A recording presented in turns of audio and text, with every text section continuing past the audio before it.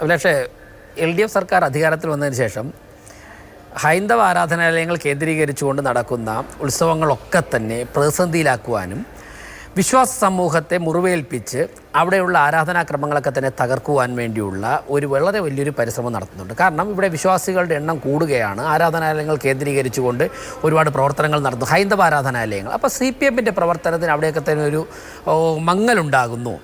അപ്പോൾ ഇതിനെ പരമാവധി മന്ദീഭവിപ്പിക്കുക. ഇപ്പോൾ തൃശ്ശൂർ പൂരത്തിൻ്റെ കാര്യമുള്ള ചർച്ച ചെയ്തത് ശബരിമല ഒരു പൂരവും ഇല്ലായിരുന്നല്ലോ, ശബരിമല സമയത്ത് തെരഞ്ഞെടുപ്പും ഇല്ലായിരുന്നല്ലോ. ഇവിടെ ആറ്റുകാൽ പൊങ്കാല നിവേദിക്കാൻ വരുന്ന സ്ത്രീകൾ ചുടുകല്ല് തിരിച്ചു കൊണ്ടുപോയാൽ കേസെടുക്കും എന്ന് തിരുവനന്തപുരം കോർപ്പറേഷൻ പ്രഖ്യാപിച്ചു. അവിടെ പൂരം നടന്നില്ലല്ലോ. ഞാനിപ്പോൾ ഈ ചർച്ചയ്ക്ക് വരുന്നത് നവരാത്രി മഹോത്സവത്തിൻ്റെ ഉദ്ഘാടനം KS ചിത്ര, പിന്നണി ഗായിക KS ചിത്ര ഉൾപ്പെടെ പങ്കെടുത്ത ഒരു പരിപാടിയിൽ നിന്ന് പൂജപ്പുര സരസ്വതി മണ്ഡപത്തിലാണ് ഞാൻ നേരത്തെ ഈ സ്റ്റുഡിയോയിലേക്ക് വരുന്നത്. അവിടെ സരസ്വതി മണ്ഡപത്തിൻ്റെ അധീനതയിലുള്ള വെള്ളിക്കുതിരയെയും കുമാരസ്വാമിയെയും തമിഴ്നാട്ടിൽ നിന്ന് എഴുന്നള്ളിച്ചു കൊണ്ടുവന്ന് ഇരുത്തുന്ന ആ മണ്ഡപത്തിന് ആദ്യമായിട്ട് തിരുവനന്തപുരം കോർപ്പറേഷൻ വാടക കൊടുക്കണം. സരസ്വതി ദേവിയുടെ മണ്ഡപത്തിൽ ഇരിക്കുന്നതിന് സരസ്വതി ദേവിയും വെള്ളിക്കുതിരയും വാടക കൊടുക്കണം എന്ന് ഉത്തരവിറക്കിയിരിക്കുന്നു. ഞാൻ ഈ 4 കാര്യങ്ങളും പറഞ്ഞു. അപ്പോൾ ഇത് കഴിഞ്ഞ വർഷം വരെ ഇത്തരത്തിലൊരു വാടക കൊടുക്കണം എന്നുള്ള ഉത്തരവ് ഇറക്കിയിട്ടില്ല. അപ്പോൾ ഈ 4 കാര്യങ്ങളും എടുത്താൽ ശബരിമല എത്രയോ കമ്മ്യൂണിസ്റ്റ് മുഖ്യമന്ത്രിമാർ ഭരിച്ചിട്ടുണ്ട്, ആർക്കും തോന്നിയില്ലല്ലോ വനിതകളെ കേട്ടോ. അപ്പോൾ എന്റെ എന്നാ ഇപ്പൊ ഉത്തരവ് നിലവിലില്ലേ? ഇപ്പൊ 19 ഞാൻ ഭരണഘടനാ ബെഞ്ച് ഇടപെട്ട അക്കാര്യത്തിൽ കൂടുതൽ പരിശോധനകൾ നടത്തി. ഞാനൊന്ന് പറയട്ടെ അഭിലാഷ്, ഞാനൊന്ന് കംപ്ലീറ്റ് ചെയ്തോട്ടെ. അതായത് ഈ 4 സംഭവങ്ങൾ, ആറ്റുകാൽ പൊങ്കാലയിൽ കൊണ്ടുപോകുന്ന കല്ല് തിരിച്ചു കൊണ്ടുപോയാൽ കേസെടുക്കും എന്ന് പറയുന്നു. അപ്പോൾ എവിടെയാണോ ഹൈന്ദവ ആരാധകർ ഒരുമിച്ച് ചേരുന്നത് അവിടെയൊക്കെ തന്നെ ഇത്തരത്തിലൊരു പരിഭ്രാന്തിയും ഭീതിയും ഒരു ആശങ്കയും സൃഷ്ടിക്കുവാനുള്ള വലിയൊരു പരിശ്രമം നടക്കുന്നുണ്ട്. ഇപ്പോൾ ഗവൺമെൻറ് പറഞ്ഞ കണ്ടെത്തൽ എന്താണ്? തൃശ്ശൂർ പൂരത്തിൽ കാര്യങ്ങൾ കൈകാര്യം ചെയ്ത IPS ഓഫീസർക്ക് പരിചയക്കുറവുണ്ട്. ഒരു ദിവസം രാവിലെ നേരം വെളുത്തപ്പോഴേക്കും അങ്ങ് പൂരം ഉണ്ടായതൊന്നുമല്ലല്ലോ. തൃശ്ശൂർ പൂരം അടുത്ത വർഷവും അതിൻ്റെ അടുത്ത വർഷമൊക്കെ എന്നാണ് വരുന്നത് നമുക്ക് ഇപ്പോഴേ അറിയാമല്ലോ. എന്തേ ഇവർ പരിചയസമ്പന്നമായ ഓഫീസർ അവിടെ നിയമിച്ചില്ല?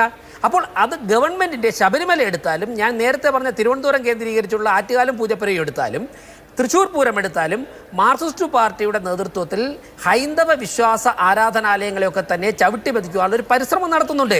തൃശ്ശൂർ പൂരത്തിന്റെ പ്രശ്നം രാജേഷ്, അതിന്റെ ഗുണഭോക്താവായി BJPയും സുരേഷ് ഗോപിയും വന്നു എന്നുള്ളതാണ് അവിടുത്തെ ഇടത് സ്ഥാനാർത്ഥിക്ക് അടക്കമുള്ള ആക്ഷേപം. 4.5 മാസം ഈ അന്വേഷണ റിപ്പോർട്ട് ഒച്ചിഴയുന്നത് പോലെ തടസ്സപ്പെട്ടതിൽ അവിടുത്തെ ഇടത് സ്ഥാനാർത്ഥിക്ക് അടക്കം വലിയ തോതിലുള്ള അമർഷമുണ്ട്. അവിടെ മത്സരിച്ചത് CPI ആണ്, അവർക്ക് അമർഷമുണ്ട്. അപ്പോൾ ഈ ADGPയെ ആരാണ് നിയന്ത്രിക്കുന്നത് എന്ന പ്രശ്നമുണ്ട്. അദ്ദേഹം അവിടെ അന്ന് മുഴുവൻ ഉണ്ടായിരുന്നു, ഇടപെട്ടില്ല. ADGP മന്ത്രിമാർ വിളിച്ചിട്ട് പോലും ഫോൺ എടുത്തില്ല.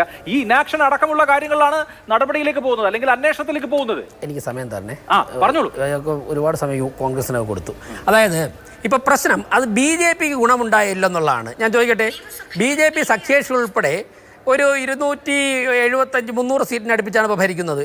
ഈ എല്ലാ മണ്ഡലങ്ങളിലും BJP ഇന്ത്യയിൽ ജയിച്ച എല്ലാ മണ്ഡലങ്ങളിലും പൂരം കറങ്ങിയിട്ടാണോ, പൂരത്ത് പ്രശ്നം ഉണ്ടായിട്ടാണോ ജയിച്ചത്? ഇനി CPI മാവേലിക്കര പൂരം ഇല്ലായിരുന്നല്ലോ, CPIക്ക് കെട്ടിവെച്ച ആശിട്ടാണ് തോറ്റില്ലേ? തിരുവനന്തപുരത്ത് ഒരു പൂരം ഇല്ലായിരുന്നല്ലോ, CPI ദയനീയമായിട്ട് 3ാം സ്ഥാനത്ത് പോയില്ലേ?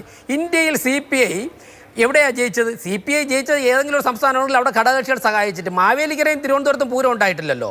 ഇവിടെ കോൺഗ്രസ് തോറ്റു, കോൺഗ്രസ് തൃശ്ശൂരിൽ തോറ്റു. മുരളീധരൻ എന്താ പറഞ്ഞത്? ബെല്ലും ബ്രേക്കും ഇല്ലാത്ത വണ്ടിയിൽ എന്നെ കയറ്റി വിട്ടു, ഞാൻ എൻ്റെ ജീവനും കൊണ്ട് രക്ഷപ്പെടുകയായിരുന്നു. അപ്പോൾ തൃശ്ശൂരിൽ സുരേഷ് ഗോപി ജയിച്ചത് അവിടെ അദ്ദേഹം 5 വർഷം മത്സരിച്ച് മുൻപ് പരാജയപ്പെട്ട് 5 വർഷം അവിടെ നിന്ന് പ്രവർത്തിച്ചതുകൊണ്ടാണ്. അതിനെ രാഷ്ട്രീയമായി കാണാതെ ഏതോ ഒരു മേഖലയിലുള്ള വോട്ട് ബാങ്ക് ആൾക്കാരെ സംരക്ഷിക്കുവാൻ വേണ്ടിയിട്ട് ഞാൻ നേരത്തെ പറഞ്ഞ പോലെ ശബരിമല ഉൾപ്പെടെയുള്ള ആരാധനാലയങ്ങളിലെ വിശ്വാസങ്ങൾ തകർക്കാൻ ശ്രമിക്കുകയാണ്. അതിൻ്റെ ഭാഗം തന്നെയാണ് അവിടെ സംഭവിച്ചത്. നിങ്ങൾ അന്വേഷിച്ചോ? നിങ്ങൾ എക്സ്പീരിയൻസ് ഉള്ള ഇടതുപക്ഷ സർക്കാർ എക്സ്പീരിയൻസ് ഉള്ള ഓഫീസർ അവിടെ നിയമിക്കണമായിരുന്നു. ശബരിമലയിലും നിങ്ങൾ ഇതേ കാര്യങ്ങളിലേ പറഞ്ഞത്. മറ്റൊന്ന് ADGP ലോ ആൻഡ് ഓർഡർ തന്നെ അവിടെ ഉണ്ടല്ലോ. ഇനി മറ്റൊന്ന് അഭിലാഷ്, അദ്ദേഹം തൃശ്ശൂർ രാമനിലയത്തിൽ അദ്ദേഹത്തെ പ്രവർത്തിപ്പിക്കേണ്ട ഞങ്ങളാണോ, ഞങ്ങളുടെ ജോലിയാണോ? എന്തുകൊണ്ട് പ്രവർത്തിച്ചില്ല എന്നുള്ളതാണല്ലോ നിങ്ങളാണെന്ന് ഞാൻ പറഞ്ഞില്ല. എന്തുകൊണ്ട് പ്രവർത്തിച്ചില്ല എന്നുള്ളത് ദുരൂഹമാണ്. അതുകൊണ്ടാണ് അന്വേഷണം നടക്കുന്നത്. എന്തുകൊണ്ട് പ്രവർത്തിച്ചില്ല എന്നുള്ളത് കൊണ്ടാണ് DGP തന്നെ അതിൽ ഒരു റിപ്പോർട്ട് മുഖ്യമന്ത്രിക്ക് നൽകിയത്. അല്ല, താങ്കൾ എന്ത് ശബരിമലയില് 19 സീറ്റും തോറ്റിട്ട് ഇറങ്ങി മാപ്പ് പറഞ്ഞല്ലോ CPM. അവിടെ ഒരു പൂരം, അവിടെ ഇലക്ഷനിലായിരുന്നല്ലോ, അവിടെ കേരളം മുഴുവൻ BJP അല്ലല്ലോ ജയിച്ചത്. പൂരം കലങ്ങി അല്ല, ശബരിമല ഇഷ്യൂ വന്നു. ആ സമയത്ത് ഞങ്ങൾ ഒരു സീറ്റിലും ജയിച്ചില്ലല്ലോ. ഇനി രാജഗോപാൽ നേമത്ത് ജയിച്ചു, ഏത് പൂരത്തിൽ ഇഷ്യൂ ഉണ്ടായിട്ടാണ് ജയിച്ചത്? ഞങ്ങൾ ജയിക്കുമ്പോൾ ഞങ്ങൾ രാഷ്ട്രീയമായിട്ടുള്ള വിജയമാണെന്ന് അംഗീകരിക്കാൻ തയ്യാറാണ്. ഇനി താങ്കൾ ചോദിച്ച മറ്റു രണ്ട് കാര്യം, RSS നേതാക്കന്മാരുമായിട്ടുള്ള കൂടിക്കാഴ്ച എന്നുള്ള ഒരു കാര്യം താങ്കൾ പറഞ്ഞു. നമുക്ക് അടുത്ത റൗണ്ടിൽ അതിലേക്ക് വരാം. അല്ല, ഞാൻ പറയാം, മറ്റവർക്കൊക്കെ ആവശ്യത്തിന് സമയം കൊടുത്താവില്ല. പക്ഷേ എന്റെ 3 ചോദ്യം ചോദിച്ചിട്ട് ഒന്ന് പറയുന്നു, ഞാൻ വളരെ ചുരുക്കാം. RSS നേതാക്കന്മാരെ ഇപ്പൊ ഇന്ത്യൻ പ്രധാനമന്ത്രി RSSന്റെ പ്രചാരകനായിരുന്നു. RSS നേതാക്കന്മാരെ IPS ഓഫീസർമാർ, ആയിരക്കണക്കിന് IPS ഓഫീസർമാർ കാണുകയല്ലേ?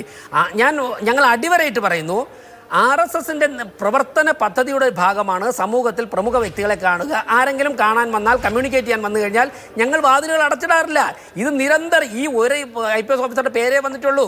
നിരവധി ആൾക്കാർ, മാർക്സിസ്റ്റ് പാർട്ടിയുടെ നേതാക്കന്മാർ ഞങ്ങളെ കാണാറുണ്ട്. ഞങ്ങൾ അങ്ങോട്ട് അവരുടെ വീട്ടിൽ പോയി കാണാറുണ്ട്.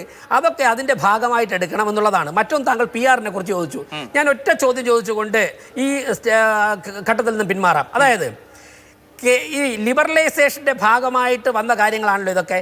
ഈ ബഹുമാനപ്പെട്ട ശ്രീ EMS-ഉം EK നായനാർ, VS ഉൾപ്പെടെയുള്ള നേതാക്കന്മാർ കേരളം ഭരിച്ചിട്ടുണ്ടല്ലോ. ഏത് കമ്മ്യൂണിസ്റ്റ് മാനിഫെസ്റ്റോയിലാണ്, നിങ്ങളുടെ ഏത് പ്രവർത്തന പദ്ധതിയിലാണ് പറഞ്ഞിട്ടുള്ളത്?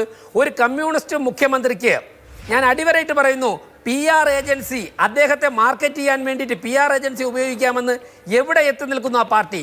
താൻ ഉത്തമ കമ്മ്യൂണിസ്റ്റാണെന്ന് ആവർത്തിച്ച് പറയുന്ന ശ്രീ പിണറായി വിജയൻ PR ഏജൻസിയെ വെച്ചിട്ട്, സ്വന്തം മരുമകൻ്റെ വർക്ക് ചെയ്യുന്ന മയ്യഴിക്കാരനായിട്ടുള്ള ഒരു ചെറുപ്പക്കാരൻ നേതൃത്വം കൊടുക്കുന്ന PR ഏജൻസിയെ വെച്ചിട്ട് ഒരു കമ്മ്യൂണിസ്റ്റ് മുഖ്യമന്ത്രി സ്വന്തമായിട്ട് മാർക്കറ്റ് ചെയ്യുകയാണ് ഇന്ത്യയുടെ തലസ്ഥാനത്ത് എന്നിട്ട്. ഞാൻ ചോദിക്കട്ടെ, ഞാൻ ഇടതുപക്ഷം എന്ന് പറയുന്നത് നിങ്ങളത് അവകാശപ്പെടുന്നത് കൊണ്ടാണ്, അല്ലെങ്കിൽ ഞാൻ ആവർത്തിക്കില്ല.